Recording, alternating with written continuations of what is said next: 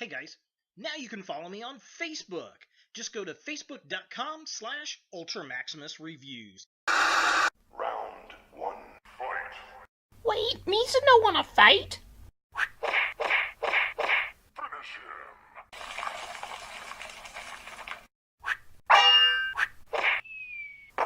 Fatality. Flawless victory.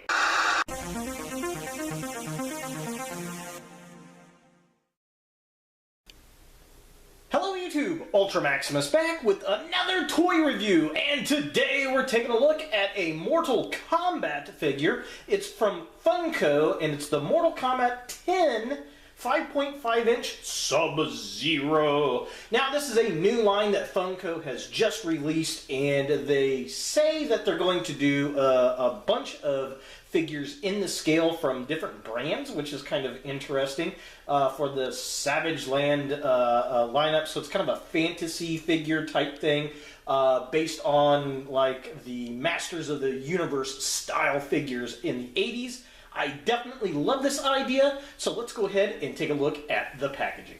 So here we have Sub-Zero in the packaging, and it's a very elongated packaging. It really does remind me of the old 80s Masters of the Universe figures. They had the kind of the bigger cards on the back for way back in the day. Very nice homage, I think. It's definitely in that scale, but it's got much better detail and sculpting and paintwork on it than we had back in the day. He comes with a little, looks like a frosty hammer and a little frosty sword, which is cool. I definitely dig the background going on there. That looks cool. Very, very neat. So just kind of a close-up. There's the Mortal Kombat logo. It's got a bunch of warnings up there, and it says Mortal Kombat 10, Sub-Zero. There he is. There's all of his stuff, and it's from Funko. Back of the packaging has all the other figures in the wave, which we have Raiden, Katana, Scorpion, and Liu Kang. Now, I did not get the Liu Kang figure because, well, I just didn't particularly care for it, and I just don't like the character in the game. And he's the only character that doesn't have any accessories, which kind of stinks. And yeah, I did pick the rest of them up. They definitely look cool. Now, there is a chase figure of Sub-Zero here, where it's a translucent blue ice clone that is the same plastic that his weapons are made out of here. So that's pretty darn neat. Just kind of a close-up. Here are the other figures in the wave. So Katana and Raiden, Scorpion, and then we got Sub-Zero. There's Liu Kang. Yeah, I didn't get him. So yeah, that's pretty much it for the packaging. Let's go ahead and get Sub-Zero out of box and see what we think. So here we have Sub-Zero out of the packaging, and this is by far my favorite figure of the line. Sub-Zero was always my favorite character of the games, and just really fun to see this. Looks like the old Masters of the Universe style figures from the 80s, except it's got so much more detail and paint on it. I am in love with this line. Now, the plastic pieces, very, very cool. It comes with a sword and the little ice hammer, and the translucent blue really kind of make it look like ice. Well, kind of, I guess, if ice was made out of translucent blue plastic. So we're going to throw those pieces off to the side real quick. But yeah, I mean, the detail, very, very fun. Very hefty figure, definitely digging it. Articulation, his head moves back and forth. He's got a swivel at the waist. His arms go up and down. They're hampered a little bit because of the way his tunic is designed. His legs do move around, kind of like the old Masters of the Universe style figures, resembling the old rubber band style hips, but they are ball joints, so you don't have to worry about them breaking over time, which is very, very cool. I mean, just overall, I mean, this is a fun figure if you like the old 80s stuff. Now, taking a closer look at the figure itself, loving the sculpt work on the head here. I really like the metallic paints that got going on there, the blues. I like the badge that they have on him.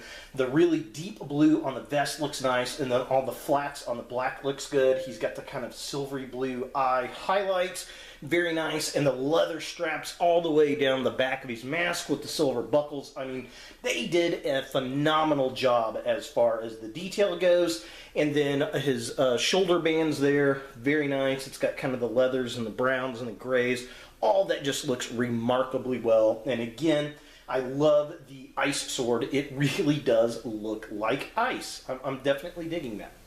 And taking a look at the midsection of the figure, again, very well done details. I love how he's got these knives on his gloves, the metallic blue, the ice hammer, very, very cool, definitely digging that. The belt and the silver buckle, that all looks nice. All the leather strap pieces, the blue on the skirt looks nice, and he's even got the little pieces on the sides of his legs. Very cool. The brown goes all the way around for the belt. And again, we get the nice blue paint on the skirt that matches the upper armor. Very, very nice. I mean, they did a good job with all the little details. The paint is very well done. I will say the weakest point of the paint is on the hands. For some reason, I'm not sure why, they painted the hands instead of making it the same color as the plastic on the arms. And finally, taking a look at the legs of the figure itself. Again, I like how the skirt goes down on the figure. The paint is nice. All the leather strap details on the boots. The silver blue paint, very, very nice. And, I mean, it stands pretty well. You kind of have to find the right spot for these figures to get them to stand properly. And that was pretty much the same way with the old He-Man toys back in the day. They weren't really made for posing as they were to being held and slammed against each other as kids fought in the backyards with them. Yeah, this definitely looks cool. Love the detail work they put on the entire figure. I mean, it's from head to toe, detailed and painted well. For comparison, here we have Sub-Zero next to an old vintage 1980s Skeletor from Masters of the Universe, and you can blatantly tell that this is supposed to look like those fantasy figure line sets, and they did a great job with it. I absolutely love it. I can't wait to see what else we get out of it, but it's definitely fun, and man, this makes me wish that Funko would get the Masters of the Universe license so that we can get the characters from this era in this type of design. I do like the Matty Collector stuff, and the new line, Super 7, I think it is. Looks pretty decent, but I would love an old vintage style with an upgraded detail work that the Mortal Kombat figures have going on. I mean, that would just be total fun. So is the 5.5-inch scale Sub-Zero a figure that you want in your Mortal Kombat collection? Well, if you don't like the old Masters of the Universe style figures, this might not be for you. I gotta tell you, when I first saw the series, I was kinda about it until I started looking at more pictures of it. Then I saw them in hand and just fell in love with them. And the price is right too. They're $9.99. And they're 5.5-inch scale. They look like upgraded He-Man figures. I would love to see Funko do a line of Masters of the Universe figures in this scale. I think that would be really cool with the detail and the old style look. It'd be great for nostalgia. Now, they did do a Zorn set, apparently, with Warrior Zorn and Office Zorn. I saw those at Target today, but yeah, I don't know. The Mortal Kombats are way more fun. If you are, of that age that you had He-Man figures, you're probably going to like this because it's Mortal Kombat stuff. If you don't like the Mortal Kombat 10 designs, you may not particularly like them. I think this is a fantastic line and can't wait to see what else Funko brings out. So there he is, Sub-Zero from Funko. Hey guys, thanks for watching. If you like this video, thumbs it up. If you hate this video, thumbs it down. To watch more Ultra Maximus, click on the links to the right. Don't forget to subscribe and share, like us on Facebook, and look for more videos in the future.